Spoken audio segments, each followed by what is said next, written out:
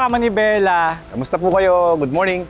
Bro, mukhang meron tayong bagong mamimit na coach ngayon. Kasi nung mga nakaraang episode is... Yep, napanood ko yung mga videos na in-upload sa Manibela kahit nasa bakasyon ako ng time na yun.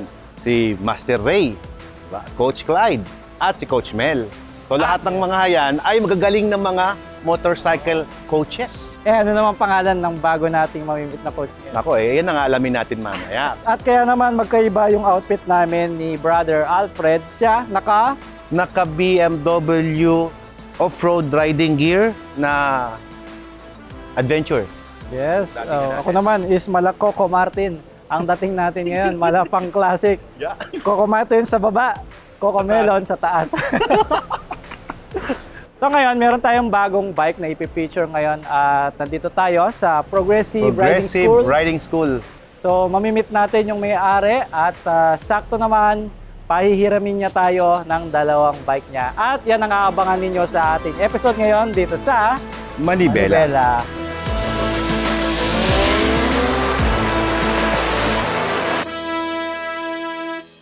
Hello po! Hi, good morning. Magandang araw po. Boss Reed, Magandang araw Boss po. Alfred, good morning. Hello po. Hi, good morning. So, Welcome. mga Kamanibela, siya po pala si coach ninyo, ang may-ari ng Progressive. Sir, ano po ba yung pangalan ng course natin na school, sir? Paano mo tatawagin yan? Specify namin, saka master namin, is slow speed maneuvering. Oh. So, ang slow speed maneuvering, ito yung magagamit sa kalsada, na pang araw-araw natin ginagawa, pagbiyahe sa expressway, sa highway, especially sa slow speed traffic. Yan ang mga specialization tinuturo natin. Bagay na bagay pala yung malalaman natin ngayon dito sa pagmamaneho sa Maynila. Yan ang kalbaryo ng mga rider pag nag-ride sa Manila, yung traffic. Tama. Ay kung marunong ka sa slow speed maneuver, Yes. hindi ka mapapagod agad. Oo. So, parang ulam yan, bro. Si coach ninyo, ang specialty niya, yung ganun. Slow speed. Oo. Kumbaga, adobo siya. Ako, sinigang, no? Ay, maasa. Si coach, ikaw naman sa speed. Oo. Si Coach Mel naman sa wheelie. Kung sa ulam, bro, ano ka ba? Minudo, ganyan. Adobo ko. Adobo. Pareho kayo. Paborito ko kasi adobo eh. Oh. May toyo kasi asawa ko yung suka. Tama. Yung mga nanonood sa atin ngayon. So, dito sa gagawin natin, coach, ano po ba yung mga basic mo ng kailangan? Ang unang sa lahat dyan, yung paano pagpatakbo ng motor, is yung friction zone, yung clutch lang ang gagamitin, walang silinyador. Second thing, ang mainly concern ko dyan yung paglingon, saka yung mata. So, pag lumilingon na tayo sa approaching the curve, hanggat maaari iwasan yung pagsulyap. Pwede sumulyap pero mabilisan lang kasi pag sumulyap tayo ng matagal, konektado ang mata natin, konektado sa arms natin. Yes, coach. Ano Hindi nga ba? ako ready. Ano nga ba yung Excited mga, na ako matutunan yan. Ang tuturo ko na sa inyo mga advanced, especially kayo skilled rider naman kayo. So, ang gagawin natin, S-Weave, may kada station yun, 5 stations. Doon kayo papasok, parang snake. Pero dapat advance parate, saka yung lingon parate. Oh, yun, lingon ang number 1 matututunan. Don't look down, look up. Pero before you approach kung saan ka dadaan, nakalingon ka na advance. Mapalad tayo dito kasi libre nating matututunan yan dito. Oo nga. Let's go! Let's go! Tara.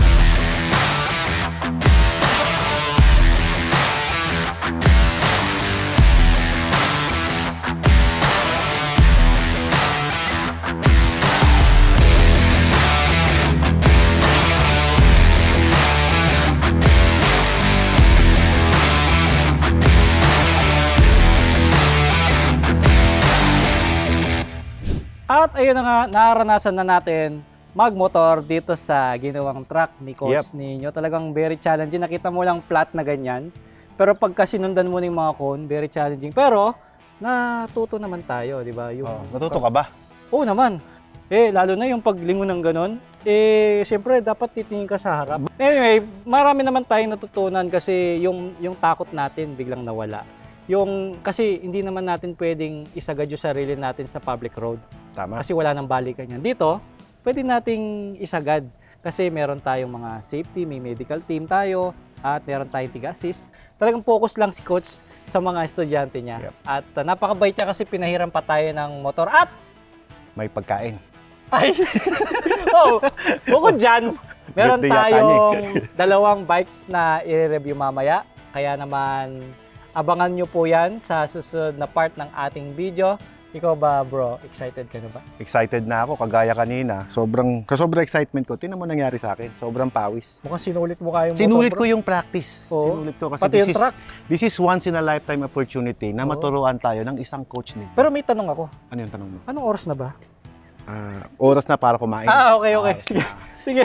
So, yan po ang aabangan ninyo sa susunod na kabanata ng ating test ride ngayon dito sa Manibela.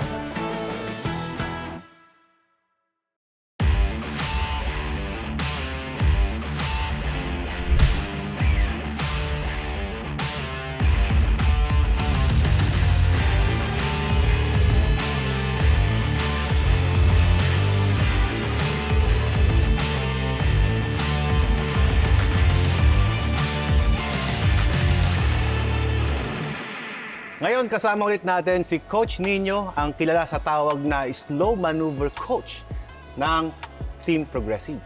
At ito yung dalawang motorsiklo na ating feature on this episode. Unahin natin ito. Napakaganda, napakakinis, napaka-astig na S1000 XR. So, sir, bakit po kayo bumili ng ganito sa kabila ng marami na kayong bikes? Gusto ko naman ma-feel magkaroon ng sports touring, which hindi naman to adventure bike, it's a sports touring. You can bring this to coast, hindi nga lang pang off-road. Okay. Saka pangalawa, gusto ko rin makarinig ng inline 4 kasi inline 4 ang tunog nito. Pwede ko rin siya magamit sa Moto Gymkhana kasi yung steering radius niya medyo malaki rin. So pwede ko rin slow speed maneuvering. Gano'n nakatagal yung motor sa inyo? So I just got this last May. So this is a brand new bike. Papagamit ko sa inyong dalawa. Wow. Which hindi ako nagpapahiram, sa inyong dalawa ko lang papagamit. Napakaswerte naman pala Pakalupit talaga natin. naman. So, Coach, ano nang modification ang ginawa natin dito sa... Nagpalit ako ng XR exhaust. It's a Scorpion exhaust. Sa mga hindi nakakaalam, ang Scorpion ay now is Akrapovic na. Ito ang una ng US na exhaust, isa sa mga una. Kalaban niya ng mga Yoshimura, Mazzi, Micron. Tapos naglagay din ako ng frame sliders, then protection para dito sa handguard, In case. in case ma-drop. Yan. Ang ganda nung handguard mo, coach. Parang dito talaga siya. No? Yes. Mukhang pang BMW XR yata talaga. Yes. Yeah, pang... Ang ganda. Okay. So sa mga feature niya, coach, ano yung pinaka gusto mo sa kanya? Ang pinaka gusto ko sa feature nito, yung traction control. Then yung steering radius niya, unlike sa other sports touring bike, maliit ang steering radius. Ito, maski tight U-turn, kaya ko may U-turn to, tight U-turn. Lalo na magaling si coach sa mga tight U-turn eh.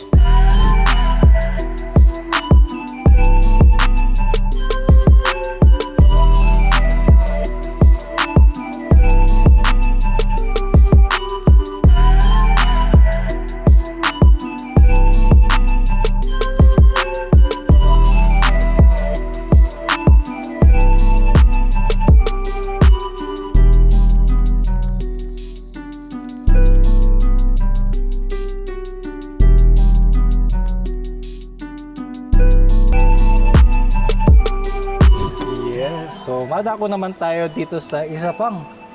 Actually, coach, ngayon lang ako nakakita nito eh. Mukhang kakaiba siya eh. Yes, Harley Davidson siya. Pero yung disenyo niya, parang ang unique, coach eh. Ano ba to? This is a 2020 FXDR. Stop production na sila, 2019 saka 2020. It's a 1800 bike, 1800cc. It's a soft tail category and they call it FXDR. FXDR. Ah. Very unique, no? So, ang baba nito, coach, pwede ba ako sumakay? Pwede. Tignan nyo kung gaano siya kababa. At ang napansin ko, coach, yung tambucho niya masyadong dikit dito sa hita. So, siyempre, bago gamitin, kung halimbawa papahiram mo siya, i-advise mo talaga siya na forward lang lagi. Yes, tapos yung paa mo sa right foot pegs na nakadikit dito sa air filter para hindi ka madikit yung paa mo dyan sa And okay exhaust. lang yung design niyang ganyan kasi yung foot pegs is nasa harap. Yes, exactly. Yung nga lang pagbaba mo, O kaya, don't ride with shorts. Dapat lagi ka nakapants. Pants, yes. Yan isa sa reason kung bakit tayo nagpa-pants, huwag mag-shorts. So ito, coach, anong nagustuhan mo sa motor na to? Una sa lahat, collector's item na siya kasi stop production. Second thing, it's a head turner bike, but it's a fast bike. Oh.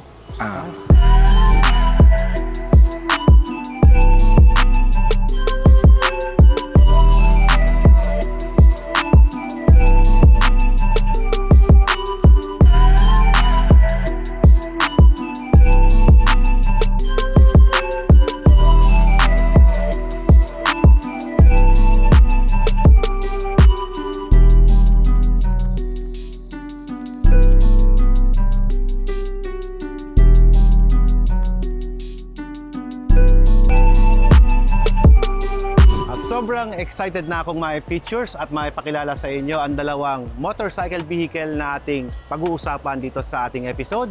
Itong Harley Davidson na very rare at itong Byris Motorwork ng BMW. Oh?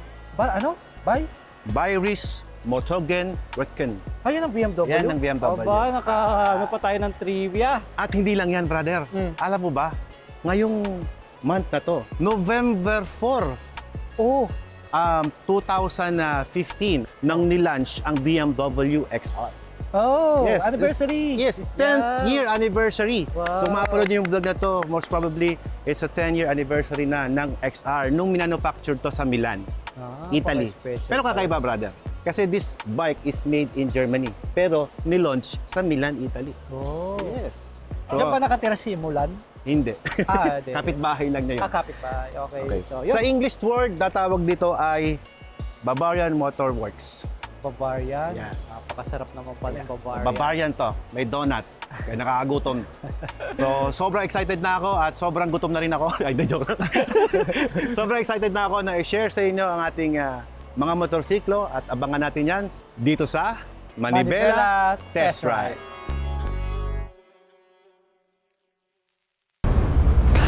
So ngayong araw ay ira-ride natin itong BMW S1000 XR na actually ang kanyang CC ay 9999, nagawa ng Byris Motoren Worker or tinatawag na Bavarian Motors Work.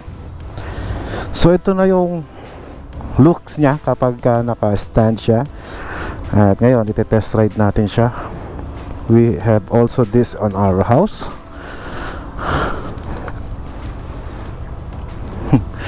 First time kong magre-review ng motor na XR kasi hindi ko naman ni-review ito sa channel ko.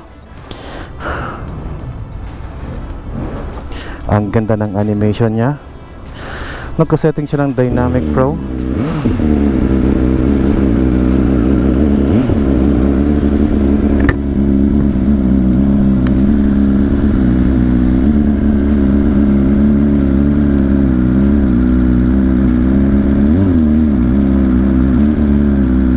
Maganda rin pala yung kanyang turning maneuver, no?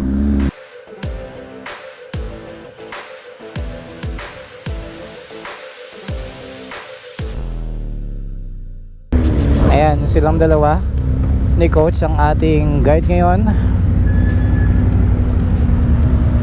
Ang sarap ipreno sa likod dito kasi para ka lang nakasasakyan. Oo. Galing. So buti naman meron siyang fuel indicator dito. Sa ngayon nasa 3,638 kilometers yung mileage niya, bagong bago. Although this bike is 2020 model, pero dahil hindi naman siya masyado ginamit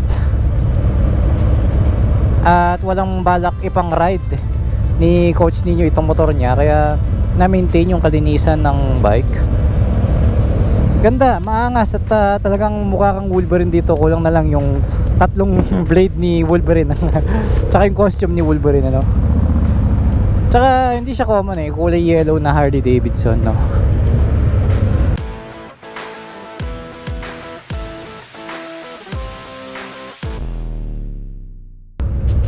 So yun ang kinagandahan sa mga cruiser bikes, ang astig mong tignan. Ang ganda ng tunog, tapos ang lakas ng torque, oh. Oh,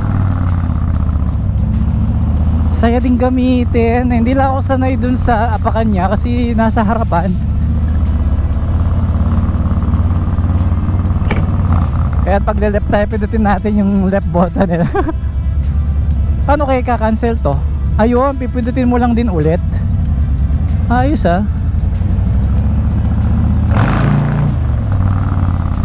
Ganda ng tunog, ang siga. Grabe. Ang big time pakinggan nito. Yee. Sa suspension, hindi ko pa masyado masabi, gawa ng wala naman tayong nadadaan ng lubak. Pero ngayon sa konkreto, damo ko yung alog din eh, no? Pero pag ginagamit mo siyang ganyan, dama mo yung bigat at dagdag mo pa yung lapad ng gulong, so iba eh. Basta kung hindi mo pa nararide talaga ang isang motor, hindi mo masasagot kung goods or anong feeling talaga eh. At saka magkakaiba kasi yung pananaw ng mga bawat rider. Para sa kanila is super komportable, meron namang nangangawit, ganun. For me, sa ngawit naman, mga 30 minutes pa lang kami nagmumotor. Sa tingin ko, compare sa mga ibang bikes ko, hindi naman. Siguro tangi ko lang unang nararamdaman ngayon yung ngawit sa likod. Kasi alam mo yung posisyon mo, ito yung arms mo, ito yung hita mo. So pag ganyan yung forma natin eh, kaya parang nakukuba tayo, ano. Pagdating sa traffic, hindi siya ganun kahirap din eh. Ang iniiwasan mo lang talaga yung hita mo dito eh. So pagka tinutulak mo kasi kapag nakahinto yung motor, ganun lang siya, medyo ilang lang ng konti. Pero dahil naked yung motor, so madali naman siyang isingit sa traffic, ganun. At bonus pa, 1,800cc siya, di ba? So pasok na pasok sa expressway, kaya ang sarap lang mag-cruise sa NLEX halimbawa. Ang ganda ng arangkada nito, tapos ang lapad ng upuan, sarap niyang upuan.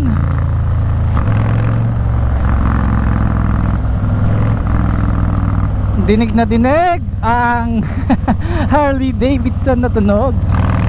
Pero yung tunog na ang sarap sa pakiramdam, ang sarap sa tinga, ang lambot pero bass, buong buo, lalaking lalaki, machong macho. Yung lever niya, guys, sa ibang mga Harley Davidson, ang lalapad din, kaya so yun, 6 gear siya. Meron naman pala siyang gear indicator, hindi lang siya lumalabas kaagad. So sa tingin ko kapag uma-under siya, doon mo siya makikita. Kasi ito, ang liit lang nung number 6 eh.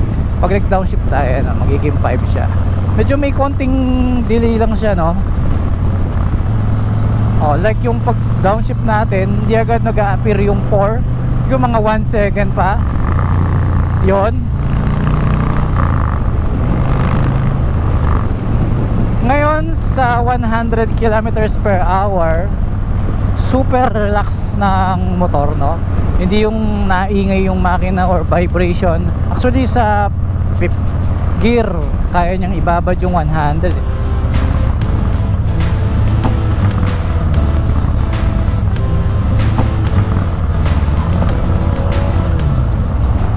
Pagdating naman sa hangin, eto mataas yung dinadaanan natin ngayon. So mas mataas dapat yung buga ng hangin dito. Pero dahil sa bigat na rin ng motor, wala tayong naandaman na kahit anong pag-wiggle, no? Ang stable niya sa kalsada. Although wala tayong nakikitang steering damper dito or stabilizer, ganun. Pero hindi naman gumagalaw-galaw yung manibela, no? So maganda. Pagdating naman sa pagbangga ng hangin, well, syempre 100 lang naman takbo natin dito, so no problem pagdating sa hangin kahit wala siyang windshield. Para sa mga beginner naman na unang sasakay sa ganitong klaseng motor is hindi naman siya mahirap intindihin, lalo na nakita nyo yung mga buttons niya, very basic. At lalo na sa taas ng motor, no, baba lang siya, abot na abot.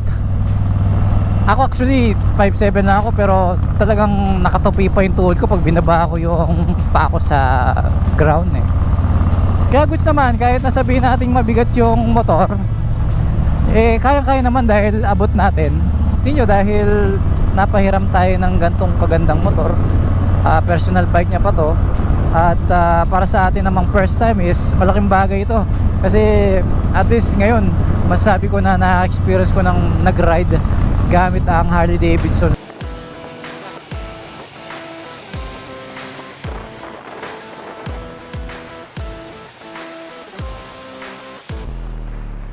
Ayan, so pagdating sa aesthetics natin, yung kanyang side mirror ay very basic, mapapansin nyo, pero mukha naman siyang premium materials ang mga ginamit.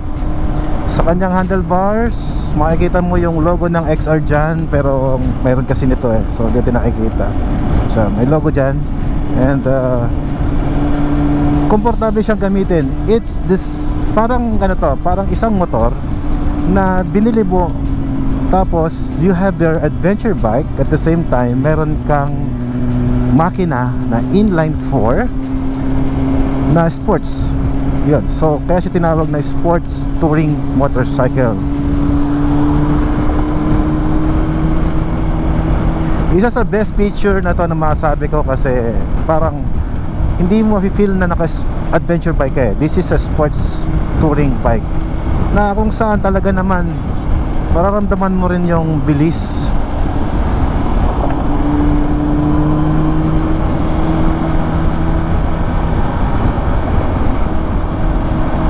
Yung comfort nandun, lahat.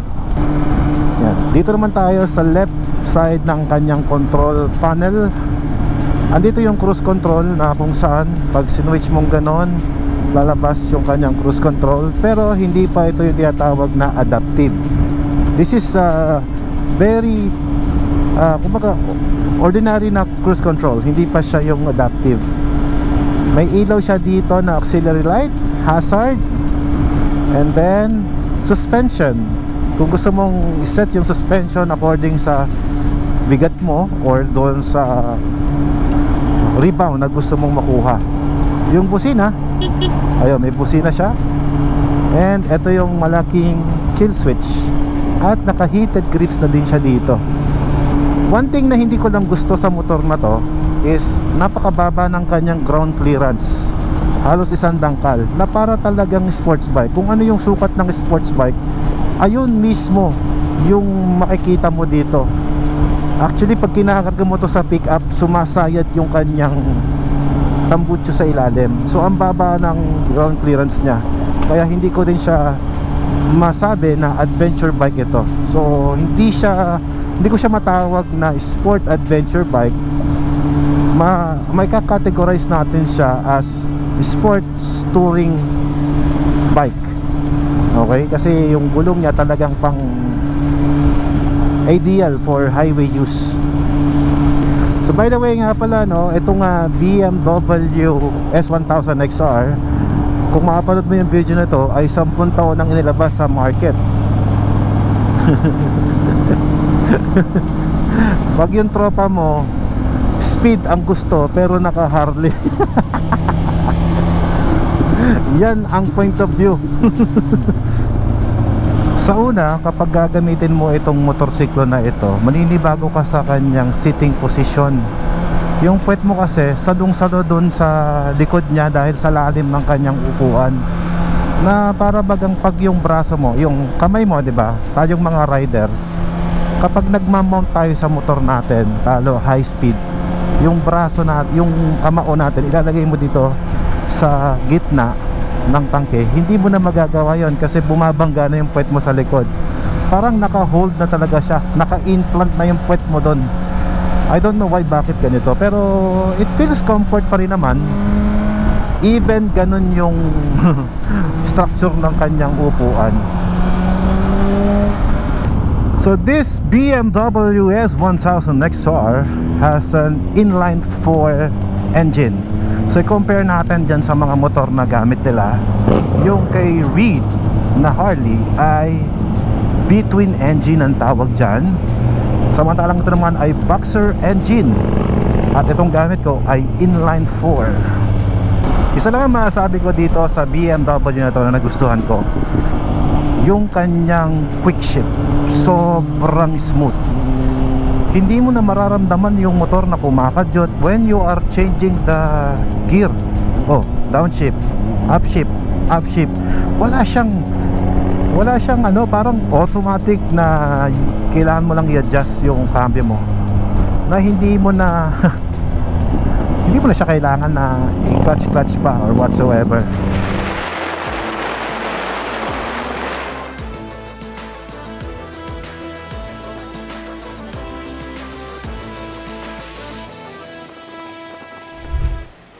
At ayun na nga, nakapag-try na tayo ng dalawang super kakaibang bike.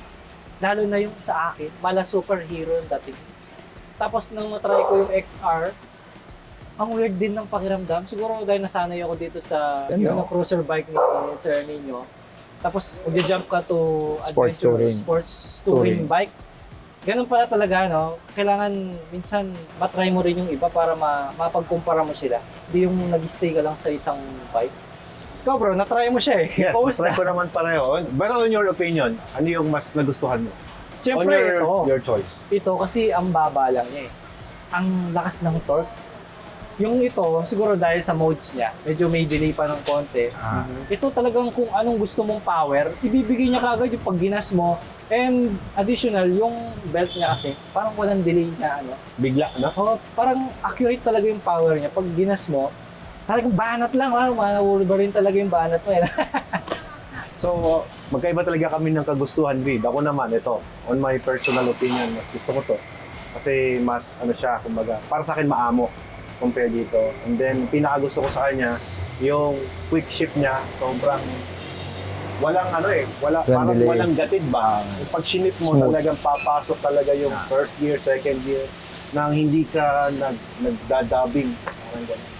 So, yun ang nagustuhan ko dito.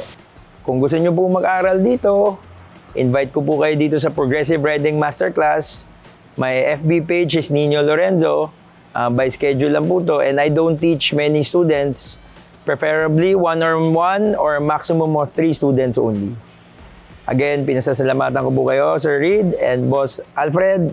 And sa buong buo ng Manibela, maraming salamat po at God bless. Thank you. At kung nag-enjoy kayo sa episode namin ito, huwag niyo pong kakalimutan na mag-like, subscribe sa aming YouTube channel at aming Facebook page. O nga pala, pasasalamatan ko ulit kung kanino man ako nagmula kay Coach Clyde Karim Solano. So Coach Clyde, maraming salamat. At I love you. Kung hindi dahil sa iyo, wala ako sa mundong ito. At laging tandaan, mataas sa kalsada, Kamay Kamay sa sa Manibela. Manibela.